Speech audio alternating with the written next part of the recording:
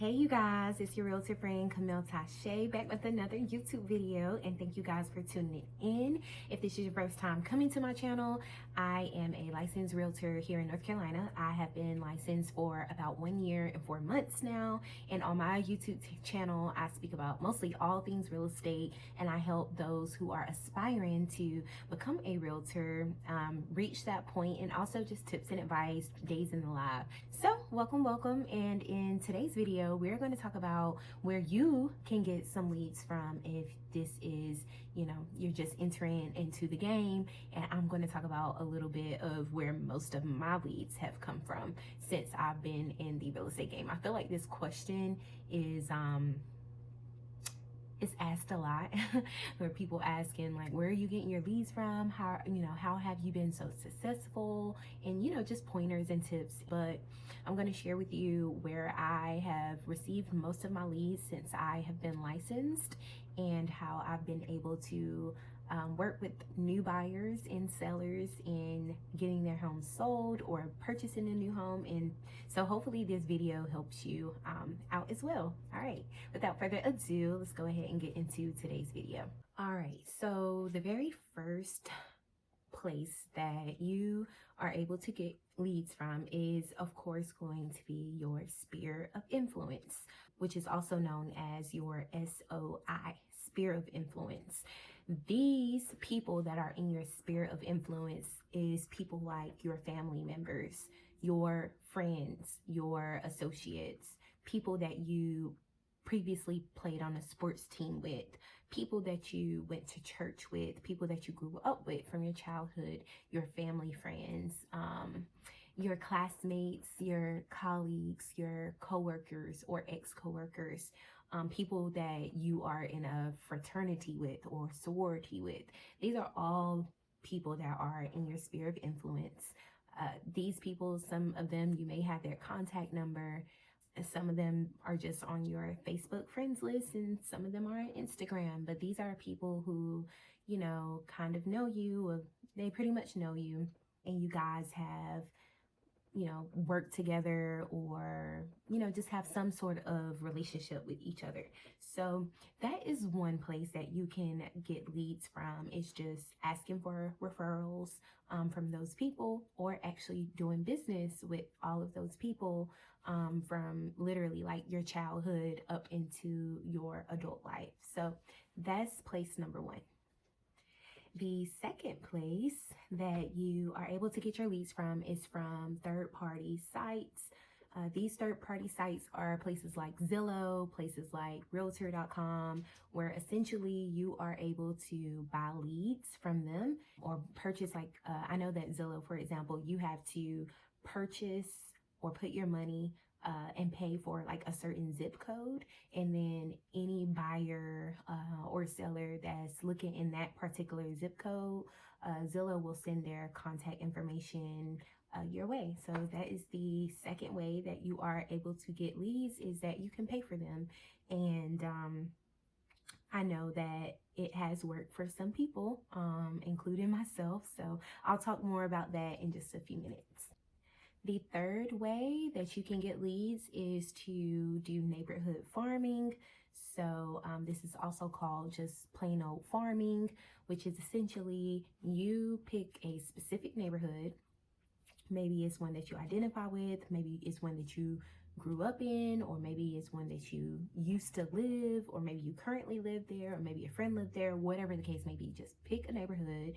You usually want to make sure that this neighborhood has a good turnover rate, meaning that there's a continuous cycle of people moving in and out of these homes, and you literally will just send them postcards, send them letters, maybe do a stop by their home with a door knock, send them market updates, and you literally become the neighborhood expert and local expert, creating mind share for these homeowners, and hopefully you'll get a listing or 2 or 3 or 4 out of it.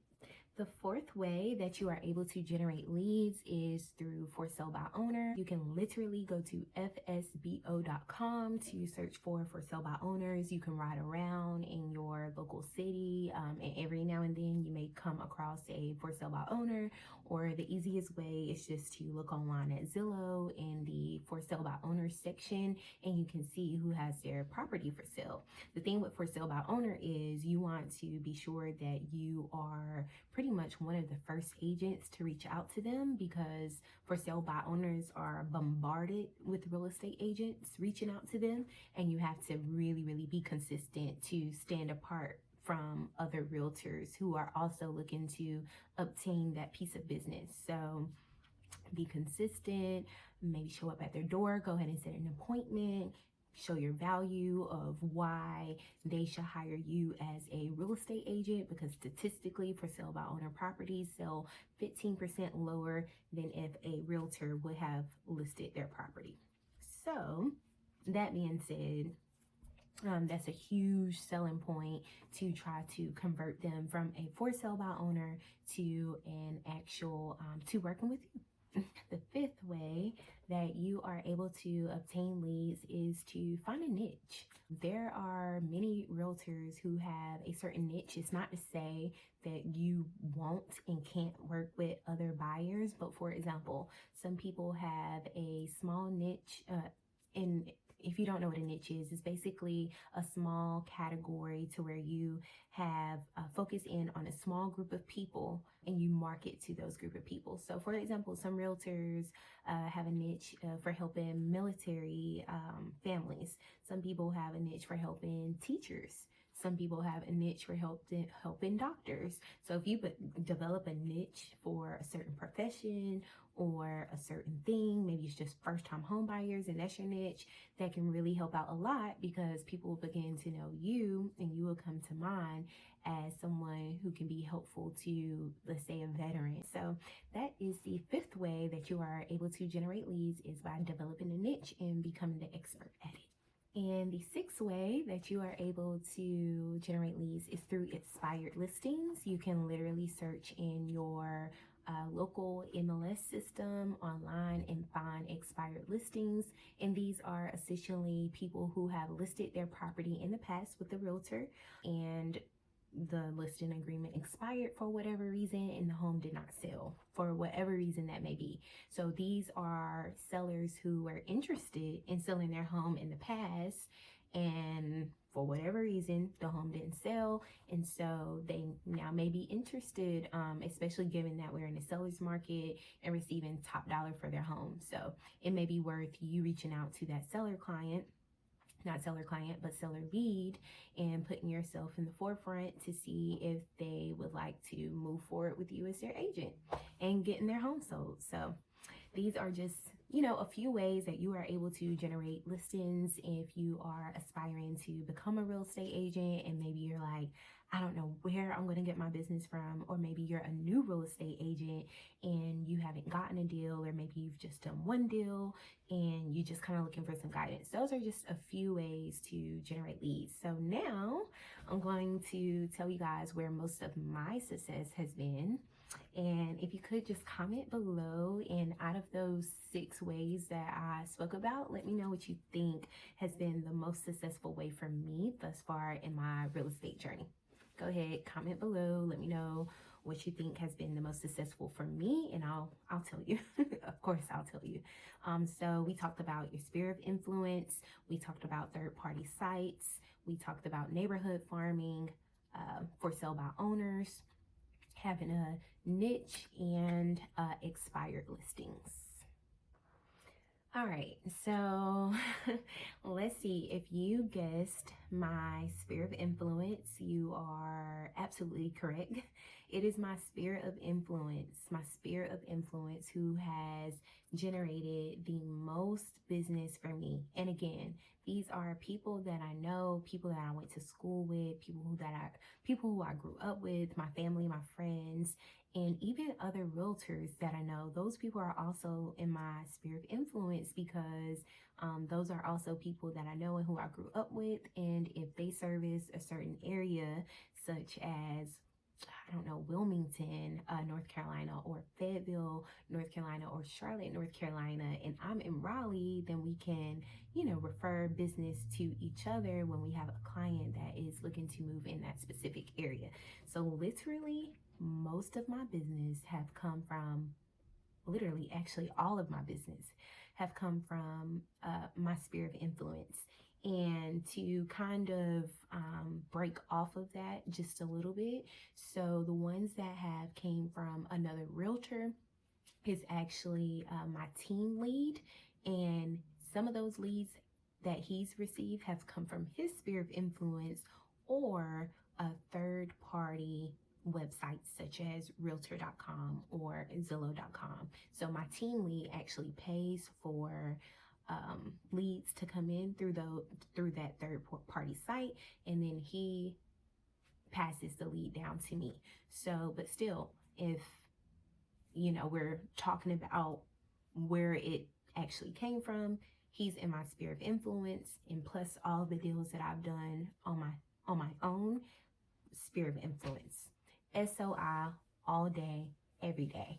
So it's extremely important that you stay top of mind when it comes to your sphere of influence, whether it's sending out holiday cards or birthday notes, or if you've already helped a client, past clients, send them home anniversary notes, all of those things, because these people are going to be the ones to work directly with you or refer business to you. Literally, all of my business, y'all, like, I'm not even exaggerating, has come from my SOI. So I had to grab my book here.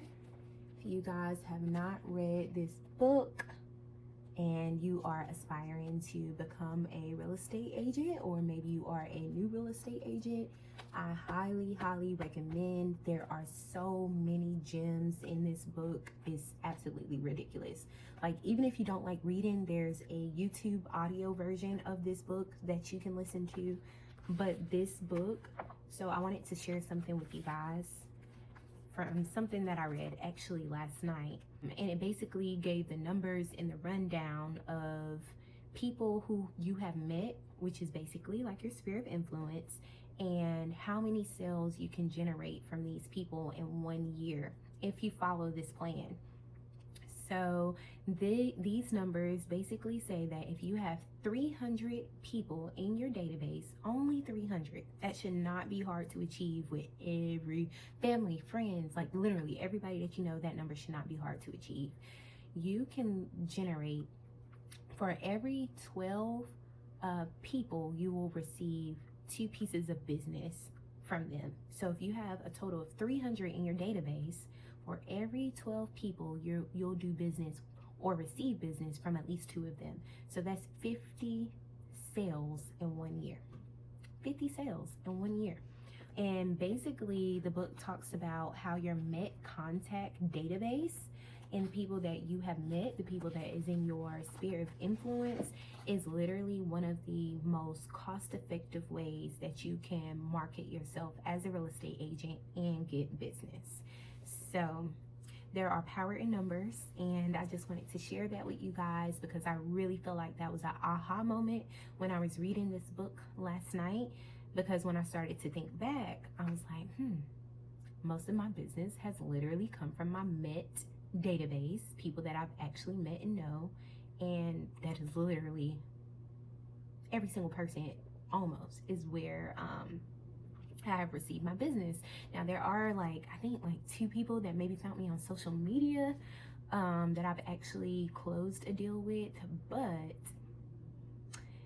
I'm just saying there's power in numbers. So to elaborate further on that, the book goes over how with these 300 people, in the first 8 weeks, you should reach out 1 time per week for the first 8 weeks. And so essentially you should make 8 touches or 8 types of contact over an 8-week time span. So week 1, you may send a text. Week 2, you may send an email.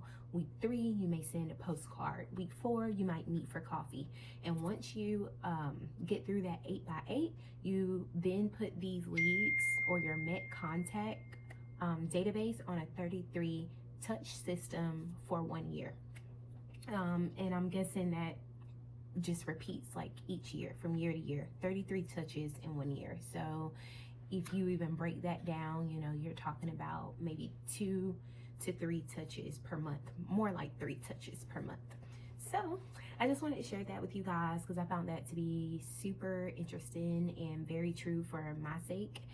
Being in a real estate game for 1 year and 4 months now, most of my business has come from my SOI. And so if you're looking to, you know, get started in this business, or maybe you're still in, you know, you're new to this business, you're a newer real estate agent and you haven't received any deals, try talking more to your SOI. Do like wellness check-in calls, send them text messages, send them, you know, little note cards. It doesn't even have to be anything fancy, but just staying top of mind helps so much. And for 2022, one of my goals is to definitely be more serious and more consistent, more persistent with my sphere of influence, and not spending like a lot of time doing heavy marketing to outside people, because those numbers are, your return on your time and investment is a lot lower for people you haven't met than people that you actually have met. So yeah, that is my goal for 2022, to be a little bit more intentional with my database, my Met database. And anyways, I hope this video has helped you out, gave you a bit of knowledge on what you can do. If you follow anything similar, drop down in the comments below and let us all know how that plan has worked for you. And I wish you guys nothing but success in your real estate career. And that's it for this video. That's all I wanted to talk about. If you like this video, give it a thumbs up, and don't forget to subscribe to my channel if you are interested in watching more real estate content such as this. All right, guys, take care.